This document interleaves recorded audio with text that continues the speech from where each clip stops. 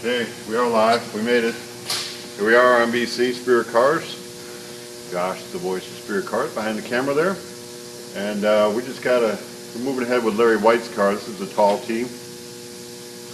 And we've got to figure out what we want to do with the shocks here. So this one's for Larry because we need to talk about exactly how we want to finish up here.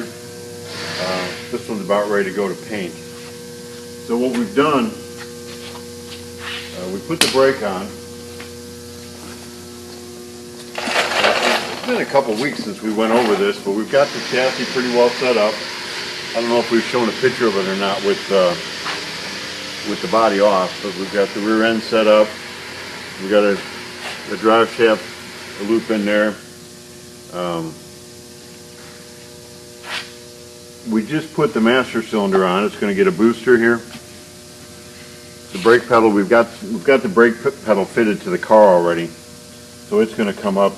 We'll have to cut this off, and the rod will be somewhere in here. So this all fits up in the car. We're ready to go. We've got the steering, this half rack already installed. We built a bracket here. It's going to tie in here. We're going to need to build a different drag link and send it over to the chrome shop, but we just kind of got this mocked up to make sure the angles are all going to work. This is a little bit different here with this setup. A lot of times what you'll have on the right side of the car, your steering arm will come out and there'll be two holes on the steering arm itself, and you'll have the drag link hook up in one hole and then your steering on the other one. But this one has got a little setup there, which is going to work out fine. Right now we're just going to change up these shocks. We got a different set of shocks that Larry wants to use. I'm going to grab them real quick.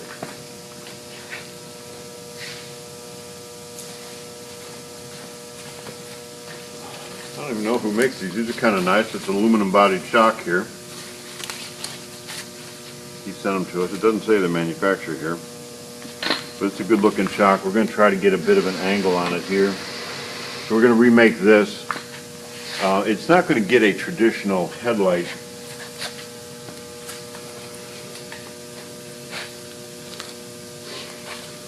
It's going to get this bullet style headlight. Pretty cool looking.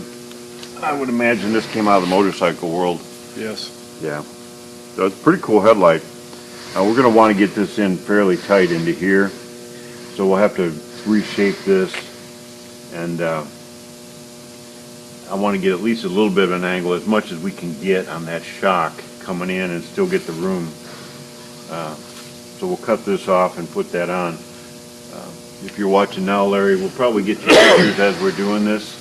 I'm going to work with Sean this afternoon to go ahead and finish this up and finish up the rest of the steering, and just finish the chassis part so we can get that to paint. After we get this to paint, the next step on it would be to go ahead and run the brake lines and put it all together that way. We've got the motor fitting. You've probably already seen this project if you've watched very many of them, but it's for a 350 Chevy with a, I don't remember, what is that set up for, a 350 transmission.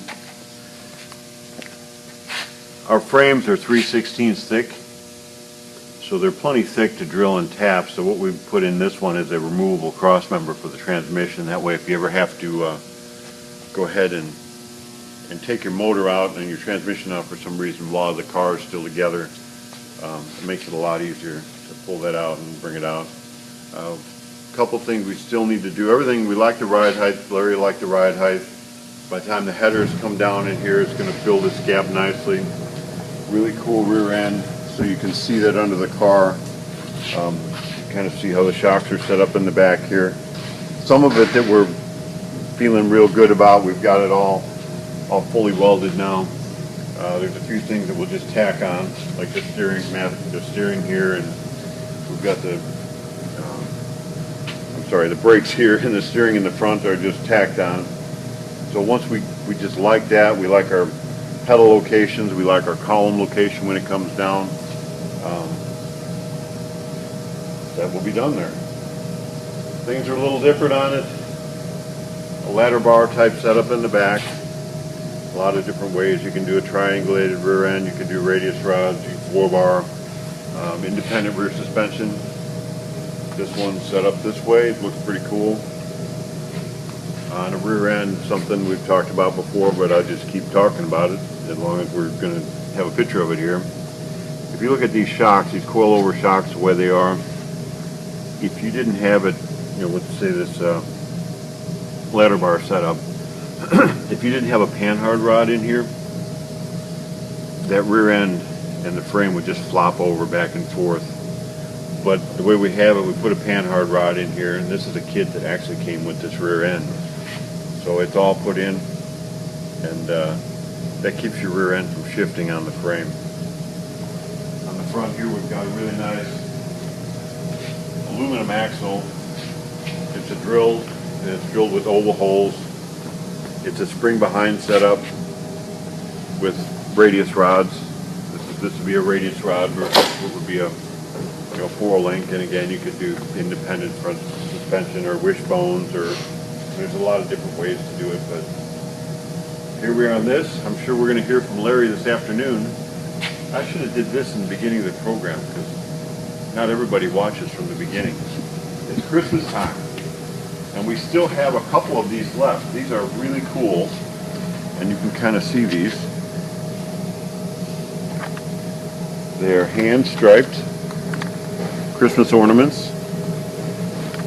So if you're still decorating and haven't decorated yet, we're in the process of, I have a Christmas train that I put up every year. Everybody was at the house. Josh was over last night, and Sophia and my grandson Gavin, and they were all playing with the Christmas train. So we're decorating, and I'm thinking I may be decorating with some of these style bulbs. I'm not sure. We got the tree up already. We got 2 trees, of course. Not a lot today. I'm not sure if you got any information out of it, but you can kind of see how a chassis is set up, and I'm going to call this a freestyle chassis. Can we just say that's a freestyle? Yeah. Yeah, so there's no jig for this one. It was, let's make it work under this car, let's make it work with this kind of front end, let's make it work with that kind of rear end, let's make it work with this and that. And a key to a good chassis, I mean, it's got to be square and a good datum, great welds. I'm not even going to say good welds. If you want a chassis, I seen a picture. Did you post it, or was I looking at one of the T-Bucket forums? Somebody was driving and their frame broke. Yeah, I was on one of the groups. It's just, that's the last thing you want, is to be going down the road at 60 miles an hour and have a weld fail. I mean, there's no reason for that. There's no excuse for that.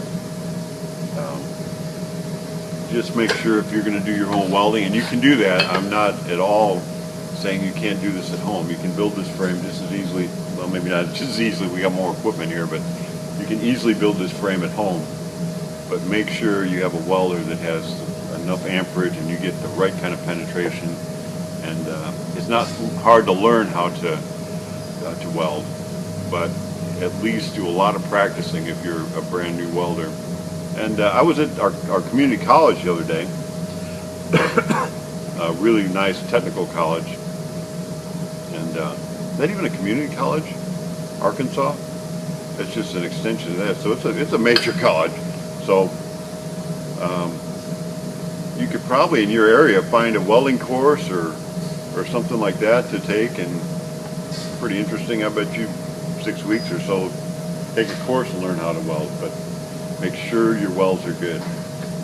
So we tried to sell some bulbs. There's some ornaments. Talked about Larry's car. Look forward to talking to you, Larry, today sometime as we start putting this together. I'd like to kind of move this ahead and get it to paint. And the books are together. Once in a while they get separated around here, and they're every which way, and we're lucky to find one, but right now they're traveling together. So which one should we go with? Coffee break, since we haven't done it in a while. Coffee break. Okay, we got Coffee Break Contemplations. Friend of mine, Ernie, Rod Mann, wrote a couple of these books, and I just pick it at random. I just pick kind of one of his sayings. So for today, wisdom and happiness can lay dormant in the mind of foolish thinking. In the light and warmth of love, it is surprising the abundance of good things that sprout up. I like this one too. I'm going to give you 2 today. Sunlight kills bacteria as the light of truth kills the infection of a lie. Okay. We're done with the thankful. Not that we ever get done being thankful, but Thanksgiving is over. Got my little belly going on from that. Christmas season's coming up. It's a good time to build projects. If you live south, not bad. Weather's pretty nice. If you live north, you need a heater in the garage. But now's the time to start getting ready for spring, because spring won't be that long. It'll be dark for a while, and then it'll start getting light again. So we're glad you're with us today. Larry, we'll get together today and get this thing going to paint. We're going to see this thing done. We've had a lot of cars go out of here the last couple of days, and we got a lot more to go out, and then we can focus on a couple of projects that we've been trying to show you. Oh, we got a really cool. Tomorrow, let's show you the American Graffiti car. Yeah, that's cool. All right, we'll talk to you later.